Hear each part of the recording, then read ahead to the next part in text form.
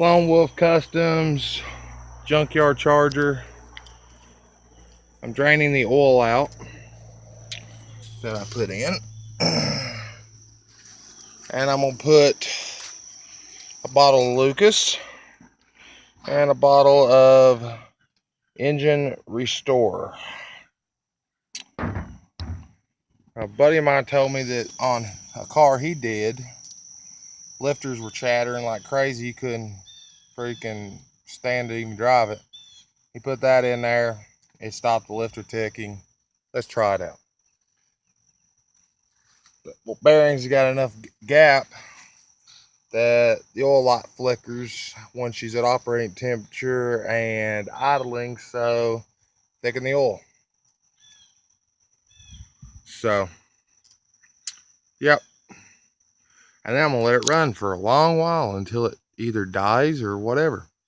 Oh yeah, I drained the gas out of the tank all but about a half a quarter and put 2 bottles of octane boost in there, which are supposed to be to a full tank of gas, and some fuel treatment stuff in there.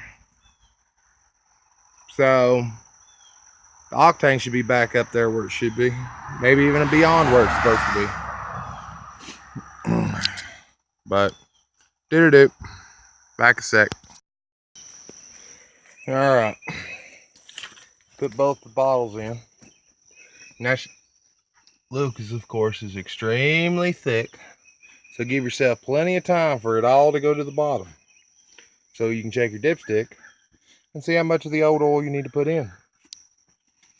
I don't know if you can tell this. There's a little bit of shiny in there, but it's fine shiny, and it's ran enough that it shouldn't have ate itself too much. Of course, that could be remnants of the what was in there before I freaking took it apart, so it's still all possibles. We'll see.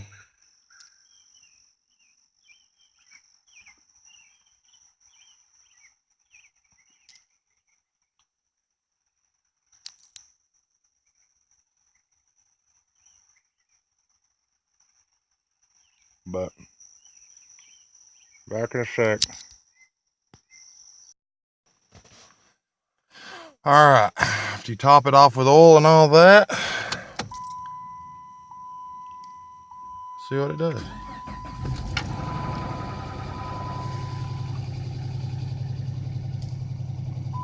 It's already sounding a little better just with a thicker oil. Now, but what my buddy told me, he let his run for 2 hours.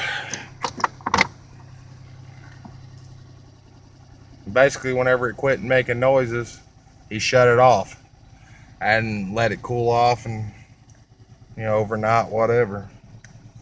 I can't guarantee I'm gonna run it that long, but we'll run it however long we end up running it.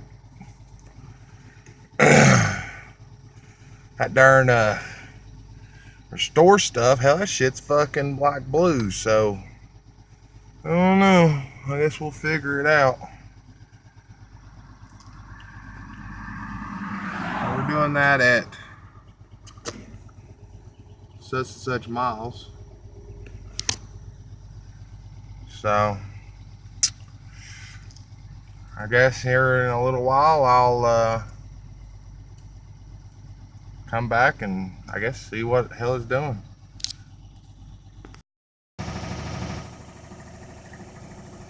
I'm varying RPM.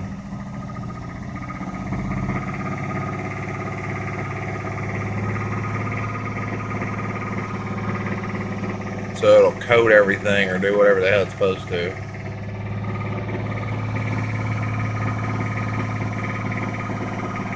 Smoking my cigarette. Barefooted.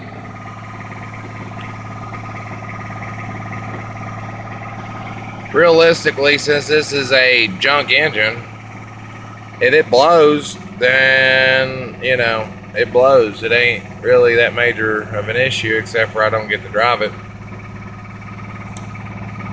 But when I do get to drive it, then I'll have a Hemi. But See, experiment with engines you don't give a shit about. So when you actually have an engine you do care about, you know what you can use and what not to use. You know, what's going to cause problems and what ain't.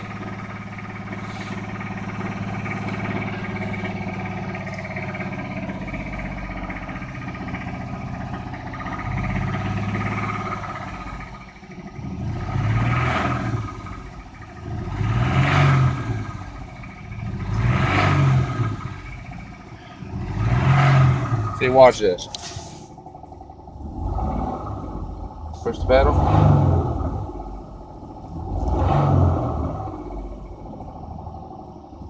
Let it idle down a little. Okay. Pedal. See that? I know you can hear it. So, terrible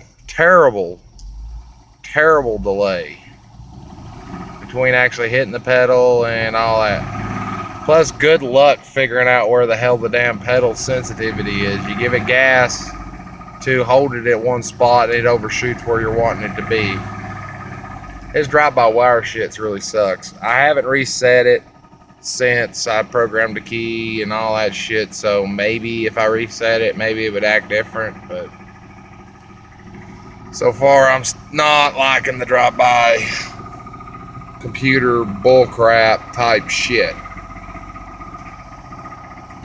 My chances are I'll end up going to an actual regular throttle with a cable, depending on what system I run. I ain't sure.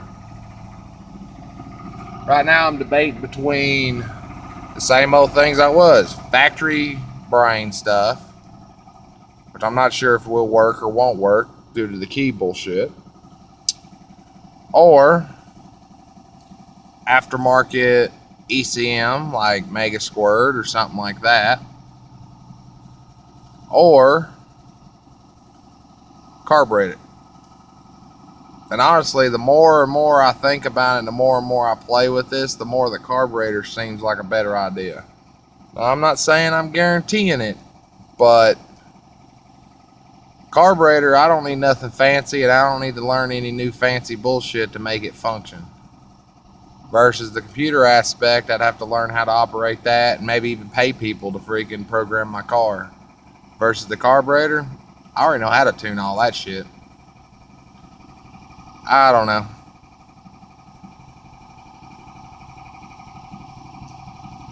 We'll get back to you.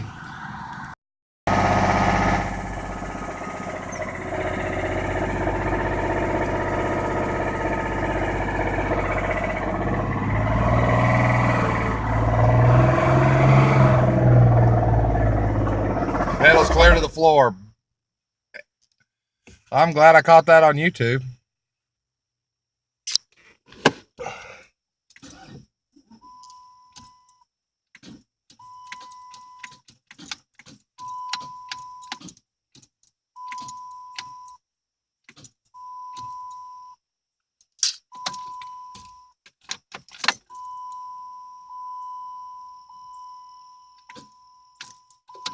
I know for a fact the battery's charged.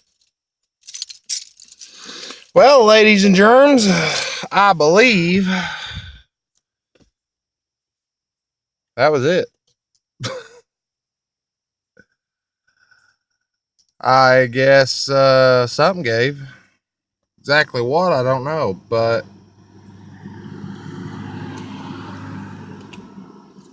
something definitely gave.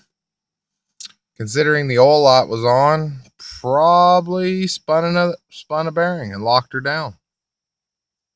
She was starting to make noises and blah blah blah, and then next thing you know, the oil light was coming on at the higher RPMs, and then I was trying to get the camera on to show it, and then of course you seen what it did. And now it don't turn over from the key. Never overheat it. Damn.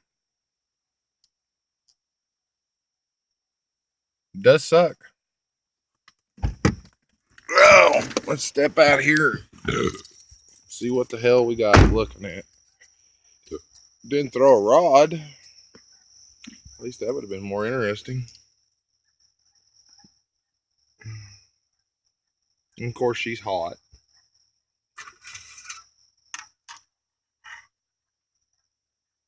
Dipstick's hot. There's oil in it.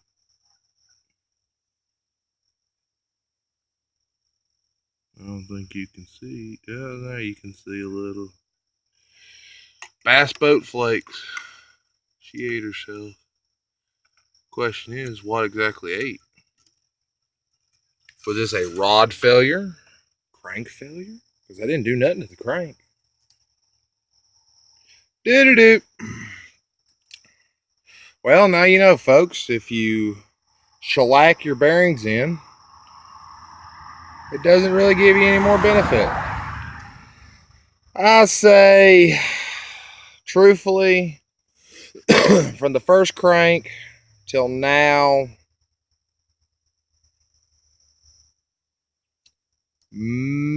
well, it's hard to really say if it would have lasted longer without putting that shit in it, because that shit could have been the failure problem. You know, messing with the shellac or something, you know, cleaning detergents. But I believe it was probably somewhere around 12 to 15 hours, maybe total running time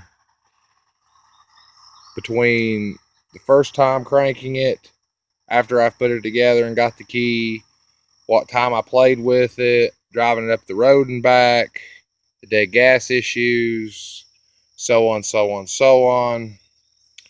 Yeah, somewhere around 12 to 15 hours probably. So, well, here's your update, folks, on the shellacking. It didn't freaking work. Kind of a bummer. I was actually hoping to drive this thing some as the V6. Well, I guess back to you when I get to you. Like, subscribe, blah, blah, blah. Bye.